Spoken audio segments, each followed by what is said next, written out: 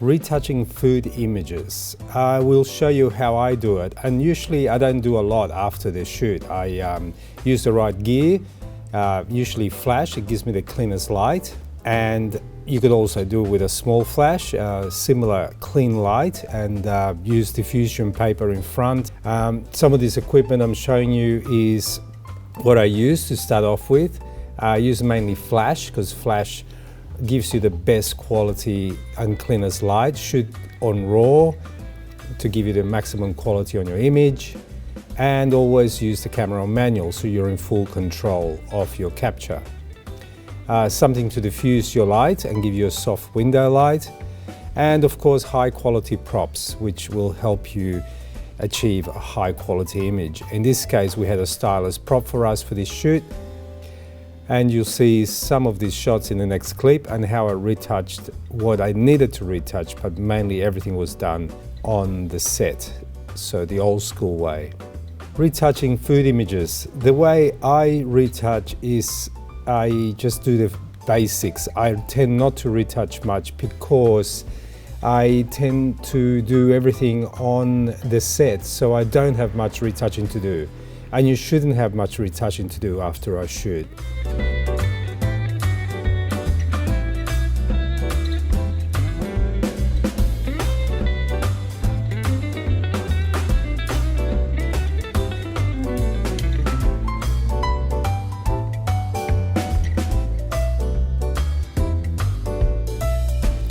Start by getting your color balance with a gray card, and this will give you the starting point for your color preference. You can always go a bit cooler or warmer depending on your taste and your brief.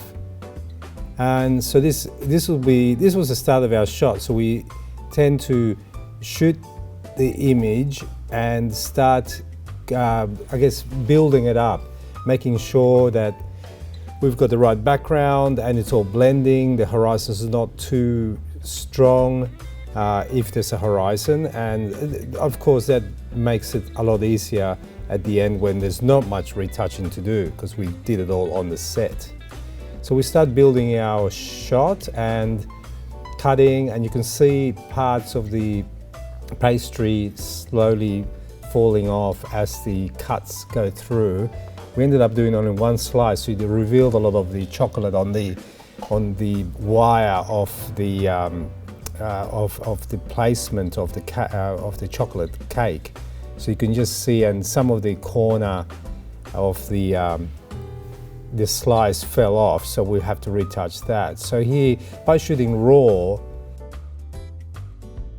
we have latitude to push and pull, and you can see the difference here. You can actually, you've got latitude and you're able to push and pull the image to your liking, to your preference. You can do curves, you can do exposure. And with the masking tool, we get our size of the brush, our hardness ready, and opacity and flow. So we do a test first, check everything, and then we get our brush ready. And this will help to bring up the shadow areas where you want to even out the actual exposure. And because you shot on RAW, you can push and pull it, and I tend to overexpose by about half a stop. And then I've got more shadow detail. It doesn't break up if I need to rescue it. So then I can push the shadow, bring it up by about 1.5 stops or a stop, depends on your preference, and you can see it just pop out here, so it looks more natural. And I didn't want to overlight the image, so the image looks more natural. So the shadow did go dark, knowing that I would use a masking tool to bring back the shadow area. And here you can see where the chocolate's been highlighted. I'm doing it really rough. I'm just showing you what I do, and probably there's many ways of doing it, but this is the way I do it. It's quick and it stops you from slowing down the shoot, especially if food is going to go off if it's on the set too long. You go to 100%, check everything that needs to be worked on, go and scan the image. You can see the corner here, it needs to be rebuilt. crumbs fell underneath the chopping board. You can see the crumbs here at 100%. They all need to be retouched and removed. Some of the stuff looks natural, so I'll leave that. But there's lots of little bits that need to be just cleaned up, and they were, unfortunately, you couldn't really do much about that and avoid any of that mess. Opening up the image in Photoshop now, I will show you what tools I use to clean up the image.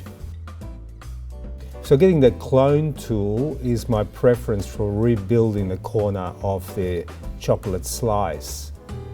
And here you can see the opacity and the flow, and I'm on the current layer. Very easy to do.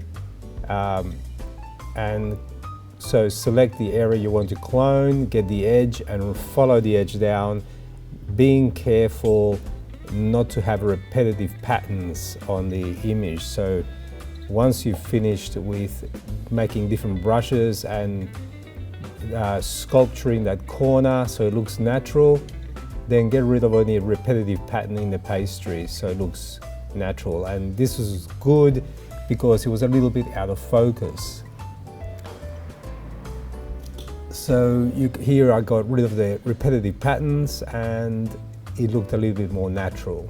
Getting the patch tool is my favorite to do quick sort of retouching of little lurgies that fall onto the surface of the board, and I'm currently on 33%, so it's enough to be able to loop around and eliminate the area which I don't want. So I just circle it and clone the area on top of it which I want. And it sort of tends to blend everything, so it's quite smart.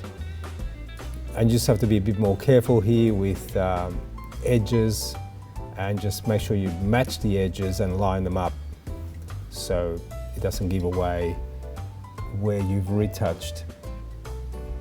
And again, this is very quick. I'm just showing you quickly how I did it, but you might have a better way of doing it. This is how I do it. Getting rid of some of those obvious lines too. I'll probably come back to that. I'll do the last retouches here.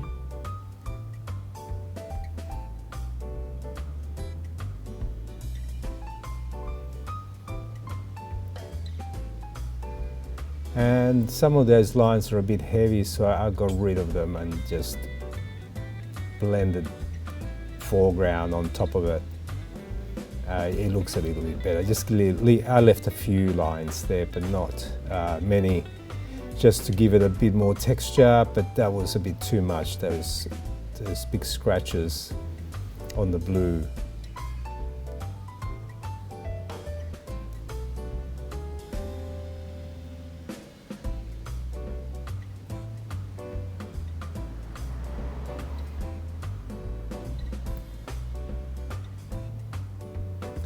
So you can see how easily it's done, but you know, again, this I usually don't retouch or do any post-production of the images later, only on request. If I need to like build up that corner that got broken off, it's actually easier to do it on the computer than having to recut the cake and take a risk.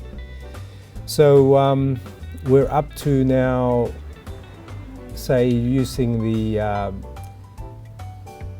I call it the poly tool, which gives me, I put the feather on 3% and it gives me a nice soft edge. And this is another way of retouching the slice. So the slice in the shadow area, I can highlight it and blend it by creating a layer. So what I do, I copy and paste, create another layer, and I'm able to now single that out and lighten it up so it looks natural. And I just get the curve tool, push it up a little bit so it looks natural, and okay that, and there you go. You can see a bit of an edge there, so you can easily get the rubber tool and soften the edges around a little bit and blend it. Anything that sticks out. So I usually go off and on, and it'll allow me to see any mistakes I've made. getting the patch tool here. I'm just going to experiment and see if I can retouch some of these chocolate areas. So I just go through it all at 100% and clean up the image as much as possible, but I tend to leave it so it looks natural as I can without making it over retouched, because this is more of a editorial style shoot, not advertising. So we're not trying to make anything fake and over polished. And with the clone tool, I'm able just to follow the line off the wire, and with enough accuracy I can clean up. You can see here, I just clean up the bits which are obvious and annoying.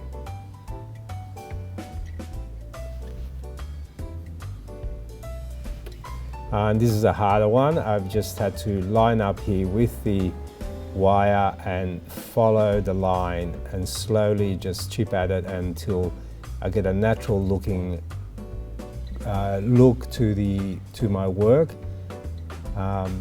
Again, you're going to blow this up big so you are very accurate and you make sure you see any mistakes you've made. Build up this corner because part of it fell off when it got cut, and that's looking quite good. So I probably won't be doing a lot more. I think this is I'll leave it for now, but you can see that it looks natural. It's editorial, so it's a natural looking image. And the client was very happy with this, and anything else we need to do would be at the client's request.